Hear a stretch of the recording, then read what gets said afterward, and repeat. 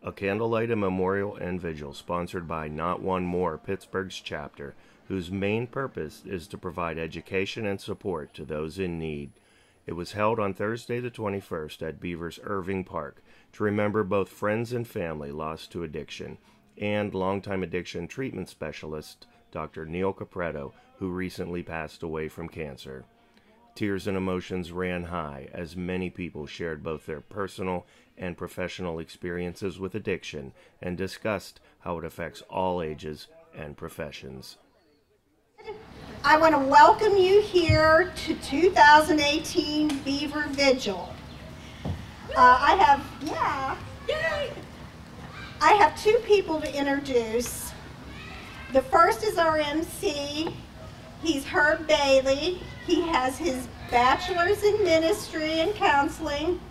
He's working on his MA in theology, and you probably all know he's the executive minister of Uncommon Grounds. He has 3 kids, 3 girls, 3 beautiful girls. He's been married for 20 years and 2 grandsons. That's right. Did I say that right? And then the other and he's going to be our MC. The other person I'm introducing is Jessica Kinter. She's going to do our opening and closing. She's done a lot of things for us. We're so grateful for her. She's a year in recovery, a dedicated volunteer, as I said, with NOM, mom of 4, and a nursing student. So, Jessica? It takes conviction to stand up to the stigma that surrounds addiction. It takes a determined fire that's not afraid to tear down the walls of denial and courage to reverse the traditional ideas of drug addiction. Because this is the only way to save our youth. The only way to build the futures we raise them for. Today we are pulling our communities together to save our young, and we are changing the game. It is how we support community leaders with this conviction that rivals and forces the drug dealers to withdraw their presence. It is how we form an alliance and encourage support for those affected and change a life's direction. Through actions, not promises. By proof, not just ideas. Making what seems impossible, possible. One person, one family, one community at a time. Erasing the stigma and raising awareness. Together. We are Not One More Pittsburgh chapter. Who are you? This time I'd like to welcome to the stage Lassiter Cicero. He's been in recovery for an amazing 29 years. 29 years. 29 years. Cicero works at ABC Associates and is a great advocate and support for those in recovery and suffering through addiction. We're very happy to have Cicero, since we know that mental health issues also come along with addiction. So, Lassiter, where'd you go? You coming up? Yeah, you gotta come up, man. I only got like 2 sentences to say. You gotta make it to the stage in the 2 sentences. I can say some other stuff. He's a very fashionable dresser. He's got a shirt that I want to borrow after this evening is over. That's my own mental health issue. He'll help me with that later on. Cicero. Lassiter. Yes, sir. Nice to meet you, brother. It's all right. God bless you, man. God bless you. How about you? Good afternoon. It is just good to be out here. It's first of all, I want to thank God for another opportunity to be here to speak to you guys about mental health and substance abuse. I'm not uncommon to it. I know a lot of people here have lost loved ones, and myself included. I lost the mother of my 2 children about 6 years ago. I lost my best friend about 5 years ago. So I've been inundated with this disease called chemical dependency. And I truly, truly hate this disease. I hate it with perfect hatred for not only what it does to me, but what it does to my loved ones. Like I said, I've been at drug and alcohol for 25 years, and now I work at ABC in Beaver Falls, and I've been there coming up on 3 years. You know, what I've learned about recovery is that once you get in recovery, you start to have longevity.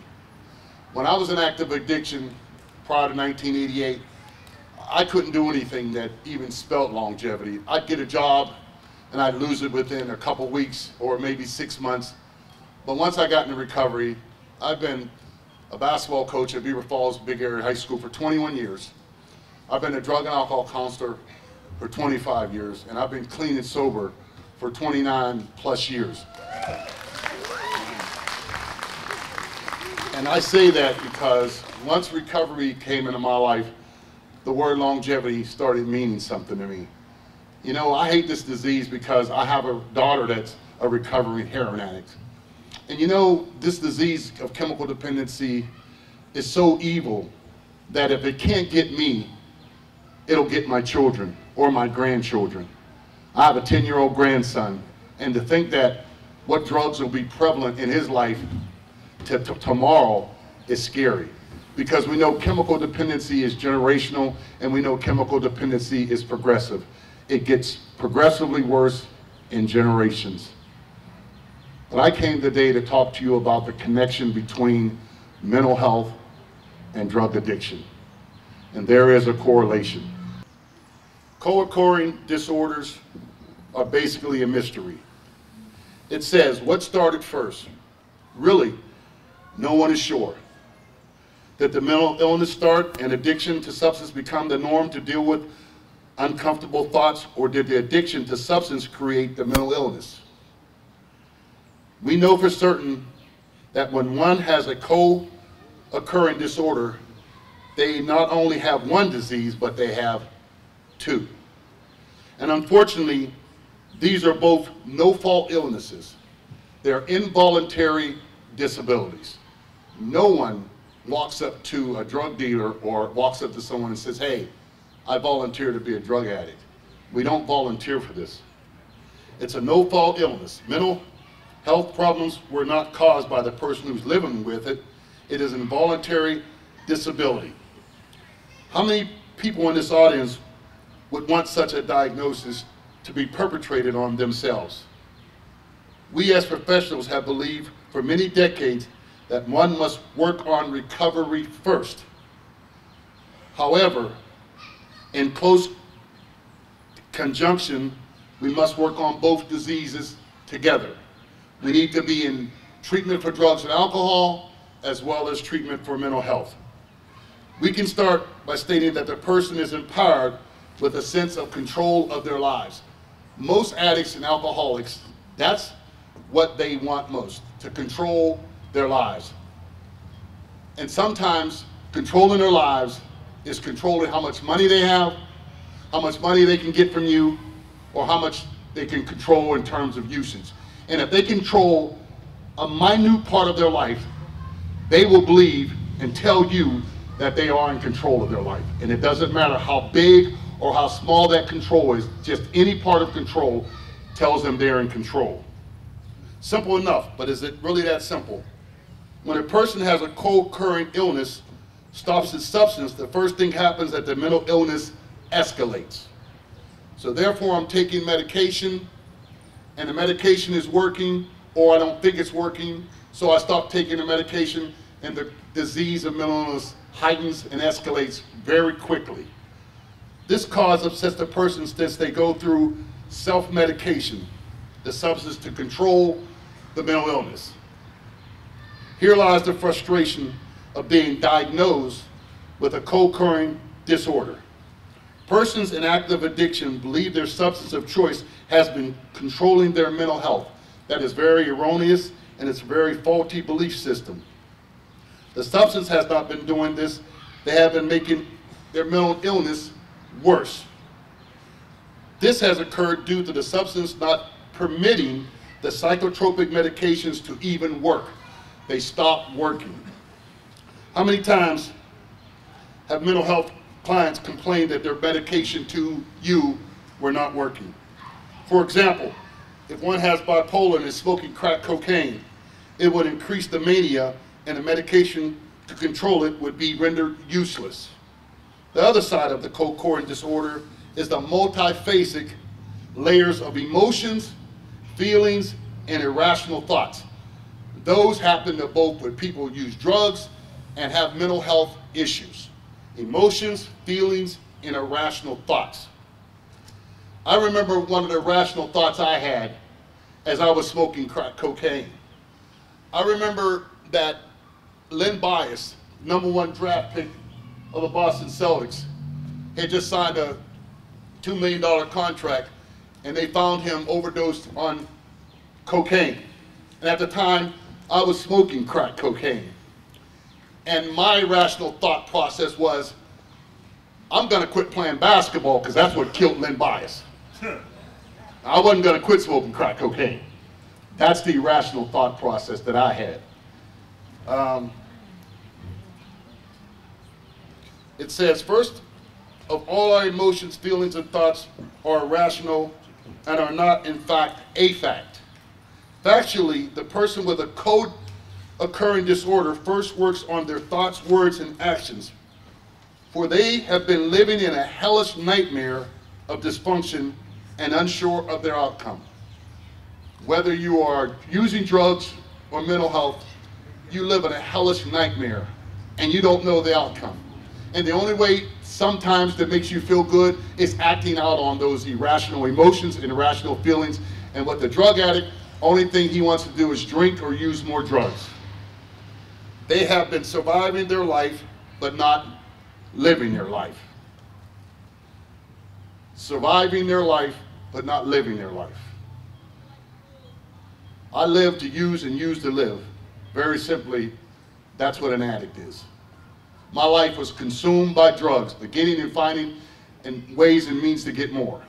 And in mental health, that's the same thing. They're trying to find that substance to quiet the thoughts in their brain, which can't be turned off with substance. And sometimes substances only make them worse. Many don't even know how to live their lives since the habitual behaviors has taken over and created an angst than promoting any type of stability. By creating a united front to combat both diseases, a professional needs to understand the complexities of both diseases, the mental health as well as the drug addiction. Just mentioning to a person suffering from mental illness to stop the drug use or the drug of their choice causes external anxiety that is irrational big time. Although the person knows intuitively that stopping the substance would have multiple benefits, they remain frozen in fear about the uncertainty and also the withdrawal attempts to justify the need for more substances. Withdrawal, I've never experienced it in my life, and if I have, I wasn't aware of it. I've been in the field for 25 years, and I've asked numerous people, what is withdrawal like? I wanted to get as close to withdrawal as I possibly could without actually using the drug and going through withdrawal. And a friend of mine, Mark H., who I love dearly, he ended up overdosing. And before he overdosed, I asked him, and he said to me, Cicero, you don't ever want to experience it. And I said, well, tell me what it's like, Mark. And here's what he said. He's like, it's like taking a pair of pliers and pulling your skin off. So addicts may want to quit using. Alcoholics may want to quit drinking. But the withdrawal is so severe that they're almost forced to use. That's why you need to get them into a medically monitored treatment for withdrawal. Without that, the likelihood of them stopping is very remote. Although the person knows intuitively that supporting substance would have multiple benefits, they remain frozen about the uncertainty of withdrawal attempts to justify their substance use. Yes, all of these justifications remain rational, but to that person, their thoughts, feelings, emotions appear to fool them into thinking that the real facts when they are not. So where is the starting point? Tweaking our thoughts, feelings, and emotions. We have the power of choice. We can do it. We can actively choose our own outcome. This is not to say that this is easy. It's not to say that your higher power will take away your cravings or that you'll need to say, I need more of it. One needs to adapt to new behaviors. And if we can learn behaviors, why can't we unlearn behaviors? The smartest man of our time was Albert Einstein, the genius of our time. And he said this. He said, you cannot change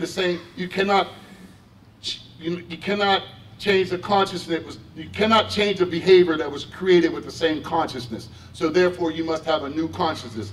2 Corinthians 5:17 says exactly that. It says, if any man be in Christ, he's a new creature. Behold, all things have passed away. Behold, all things have become new. We need a new consciousness. And that's what you are sitting in front of me. You're the new consciousness. And we need to take that new consciousness all around America. We can and we must continue to fight. Yes, it's a daunting task. It's the hardest thing I've ever done. Like I said, I've been in the field for chemical dependency for 25 years, and I have seen so many people lose their lives. But on a greater note, I have seen more people survive from this addiction. I've seen kids reunited with their family. I've seen families that were broken up get back together. I've seen people go back to college and get jobs. I've seen people become productive members of society. I've walked out at Walmart and seen a note on my car and said, Cicero, thanks. My life is in order. My life is good. So I don't want to talk about the negativity. I want to talk about the positivity, because we're moving in a new direction. Old things have passed away. Behold, all things are new. We must do this, not for us, but for the next generation. He who plans to fail, fails to plan. You're not failing the plan. This is a plan, and we must expedite it. We must go out into the streets and the thoroughfares. Go impel people to change their lives. And I was just talking to somebody back there. They just passed a bill. I think it was Wolf just passed a bill today. It was a newspaper. He just allotted $2.8 million for recovery and for treatment and prevention. And addiction, I need to tell you this, addiction's about money. It's about money. And in order to combat this, we need money on the other side. There are 4 factions that are tearing this world apart. And I'm going to step on some toes, and I really don't care. There's the drug cartel. There's a pharmaceutical. And then there's designer drug makers. And then now you have this 4th entity that's coming to the ring. It's the cutters. It's the people that put cut and stuff. So we're up against it. But my God is bigger. There's a song by Jacqueline, and she says, my God is bigger. And I believe that in my life.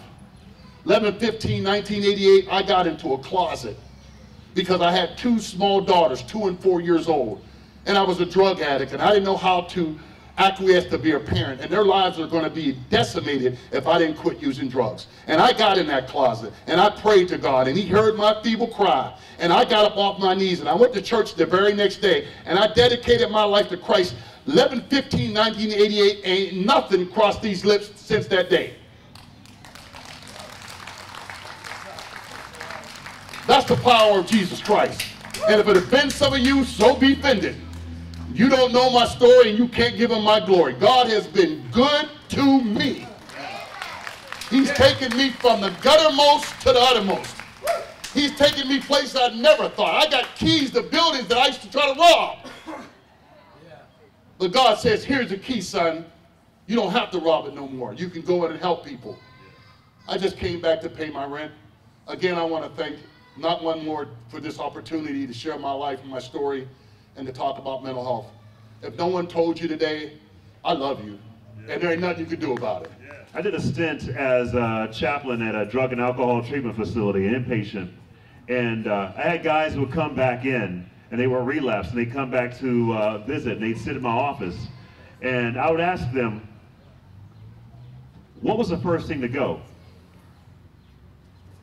And without a doubt, without fail, they would say their spiritual connection. Their relationship with God was the first thing that failed.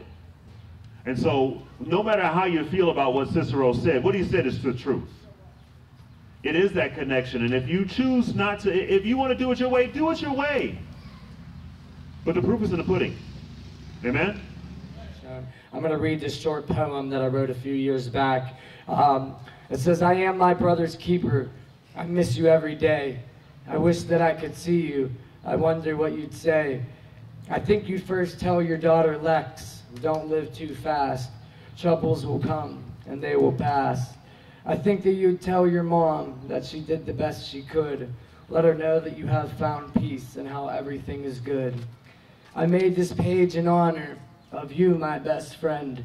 I know I wasn't there like I should have been. Your story has saved many, and it will save many more. If you were here, you'd say that you love everyone, and their lives are what we're fighting for.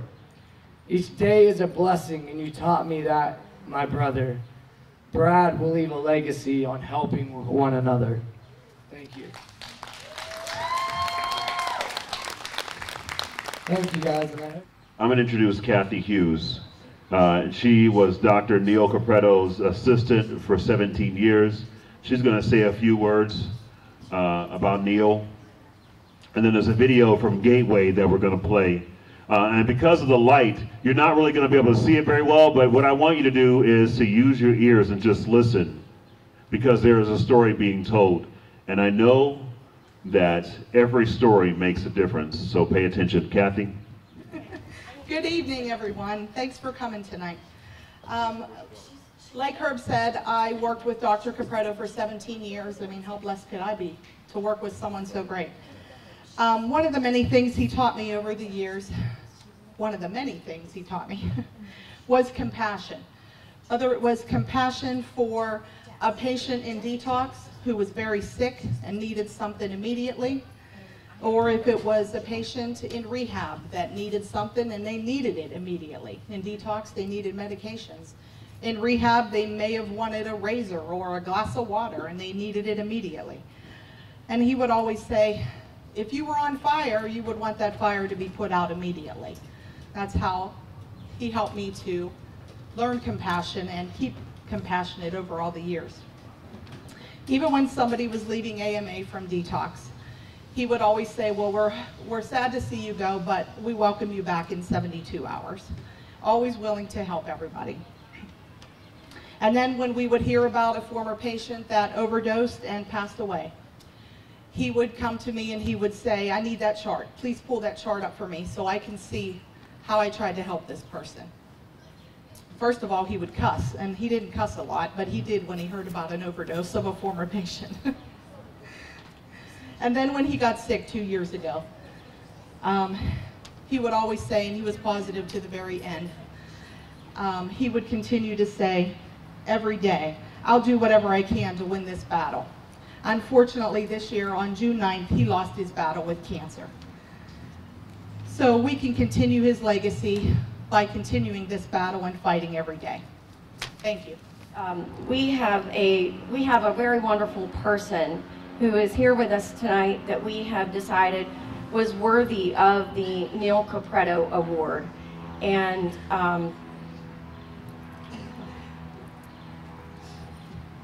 this person, you know, means a lot to us. Hold on one second. This person has done a lot in his community. I think his family, I think the people that actually work with him on a daily basis, doing the ministry, doing everything that they do, would probably have the better way to say this, but I asked if I could be the one to present it, even though I'm probably not the best one. I think that we're pretty close, but actually, Herb, if you wouldn't mind coming up. No. Yeah, I need you to speak. Come here. We've decided to embrace you with this honor of being our first recipient of the Neil Capreto Award. And we would like for you to accept it because we love you and we think that you're doing so many things in the community that are wonderful. I know this is a surprise, but that's kind of how we wanted it.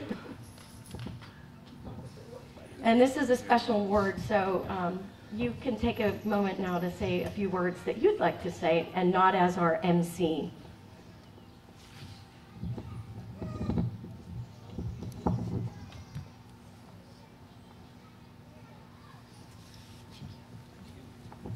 I'm honored. I wasn't expecting this. Yeah, thanks. He said, Dr. Neil said it's love that's going to change That's the only thing that's going to change us. It is love. Man, every friend that I have who's struggling wants to be loved. That's it. Who here doesn't want to be loved? That's what we want, and we've missed it. Some people have taken love and they've abused us with it. Other people have withheld it from us. But we get a chance every day to wake up and share love. And so, Laura, that's you. Thanks. It means a lot to us. Yeah, it means a lot to me. Thank you very much. The Narcan table, if you haven't made it over there yet, and again, if money is an issue, don't let it stop you. Put some Narcan in your pocket. Put it in your car, in your glove box. We can keep it in your glove box, right? Yeah. Put it in your glove box. You might be the one to help someone get another chance to get it right. And that's all any of us ever wants, right? It's another chance to get it right. And Narcan helps that.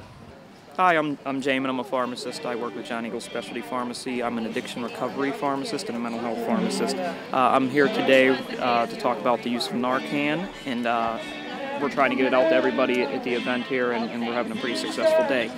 Well, I guess we'll just kind of go right into it. If you find someone who is what you suspect is an overdose, and rather than go into all of the signs and symptoms of an overdose, at this point the problem's so bad we just assume that anyone who appears, unconscious is in an overdose. And if it's not, this product won't hurt anybody. It's not going to cause any sort of damage if it's a heart attack or aneurysm or any other, thing that could cause somebody to be unconscious. So if you find someone and they're passed out and you have any inkling at all that it's an overdose, step one is you call 911, obviously. Step two, check the area, make sure everything's safe. If they're on their back, roll them on their side to prevent choking and all those sorts of things. You'll get 2 of these in each package of Narcan. All you do is you pull it out. It comes in a little plastic. You peel it out. It has a little plunger in it. You stick it in the nostril. Depress the plunger. It will squirt the drug into the nostril. At that point, you wait 3 to 5 minutes generally. If there's still no effect, the person's not waking up, getting better, you take the other one out. Again, 2 come in every package. Other nostril, same situation. In the nostril, depress the plunger, wait. I've used this a few times myself. When you use it, when it works very well. It happens kind of immediately from I'm really almost unconscious, almost completely out of it, to wide awake. Even if that doesn't happen, it's still worth doing. Again, it doesn't hurt anyone. And even if it doesn't wake the person up right away, it buys you more time for the paramedics or the ambulance to arrive. At this time, I'd like to introduce Attorney James Craig. He's a law speaker. He is running for a state senate. James lost his aunt, mother, and brother to overdose. Man. Having to experience the grief associated with losing a loved one to overdose, James has a heart to make a difference. I want you guys to give your attention to James as he tells his story. Thank you.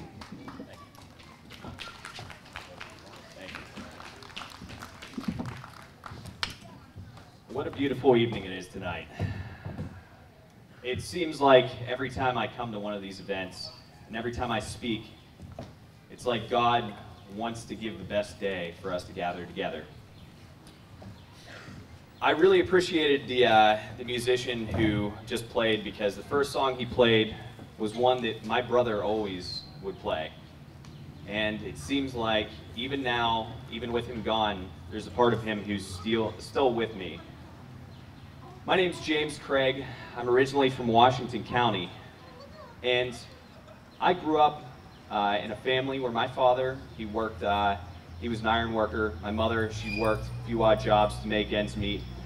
And we had a decent life growing up until my dad got hurt at work. And this is one of the things that they didn't talk about in the 90s. He got his prescription pills. He was sent home. There was no follow-up care. He started taking prescription pills in 1996. And he continued to take those prescription pills up until today. It didn't take long for him to get addicted. And it wasn't very difficult for my mother to get a prescription either. She was prescribed prescription opioids for her chronic pain from fibromyalgia.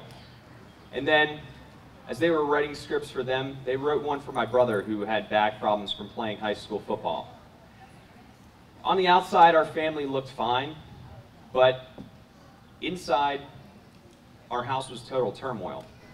When I was 13 years old, my dad couldn't continue to provide for us, so we lost our home and spent 2 years homeless. When we finally got our act together, my mother and my father were deep in the throes of addiction. And it's always hard to put into words these feelings, but when you're 15 years old and you're the only adult in the household, that has a really enduring effect on you. When you come home after a day of school and you find your mother who's passed out at the dinner table because she's taken a few too many pills, that has a long-lasting, damaging effect on kids. Now, I knew that I had two choices at that point in time. I could either fall into the cycle of addiction, which, as we know, it's a family thing. They say it's genetic. I am not certain that I believe that that's fully what it is, but that's the way things work. Or I could do everything in my power to get out of that situation. And by the grace of God, I was able to work hard and get into college. But while I was in college, you have this image, this aura about you. Everyone comes from somewhere, but nobody knows. While everyone thought that I was a normal college student, in 2010, my dad overdosed for the first time, and last time, thank goodness, and was revived. Now, I thought that this wasn't going to get any worse. I went to law school. I graduated from law school, and what should have been a very happy time for me, I found out a month beforehand my dad was diagnosed with terminal cancer. He went to the hospital. He wasn't expected to live very much longer than that. And my mother, she went to her old coping mechanism, and she took a few too many pills that time. She overdosed and she did not recover. My mother died in May of 2014. And this is something I try to tell as many people as possible who aren't part of the addiction recovery community or who haven't lost a loved one or a friend to addiction. But those folks, when you're living in that household, deep down you know that someday that's going to be the end of them. You hope against hope, and you work and you try so hard, but you always have that fear. It's not the case for everyone, and that's what this group is doing. It's changing that destiny for folks. And my mother's death hit me hard, but it hit my brother harder. He lived here in Beaver Falls. He was a single father of two teenage boys, and he was working, always an optimist, someone who was going to beat it. And he was going cold turkey, just trying to white knuckle through withdrawal, alone, without any support. I didn't even know, until a friend recommended that he could try heroin one time, and that would take the edge off. I'm told that my brother only took heroin twice, but on the second time he took heroin, he overdosed and died. I later found out that 8 other people in Beaver Falls and the surrounding areas died that day from that same batch of heroin. It was tainted with fentanyl. That was October 29th of 2016.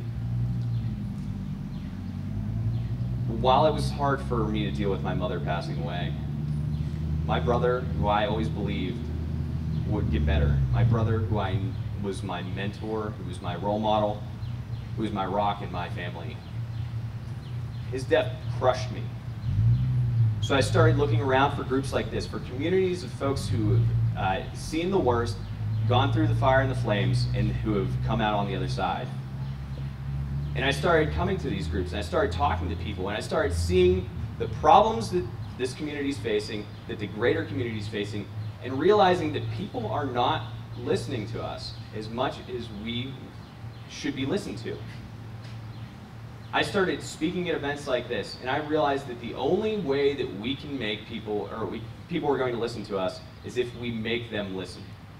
So I've been going around, I've been telling my story to everyone who will listen, because the face of addiction and the people whose lives are shattered by addiction, it could be anyone. There's no specific group, there's no specific demographic, there's no age group, there is no individual who is the face of addiction or has been the face of somebody who's been touched by addiction. And unfortunately, you see it every day in the obituary section.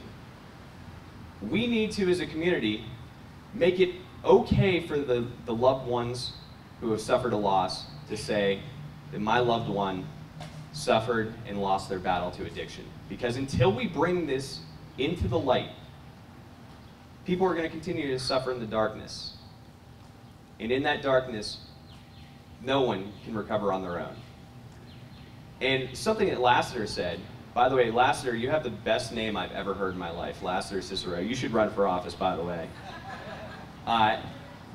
You have to pay attention to what people are doing at the top, the people who set our policies, the people who are propping up the pharmaceutical industry. You have to pay attention, watch them closely, because either they don't know the real struggles of folks like us, or they're only paying lip service.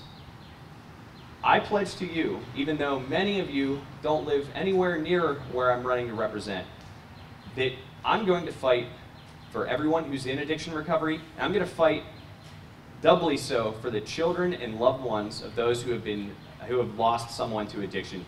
Because without somebody fighting and being your advocate, all we have is what we have here.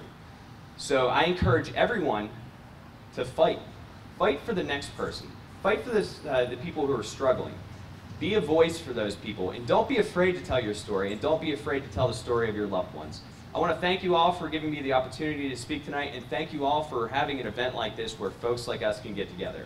My name's James Craig. Thank you.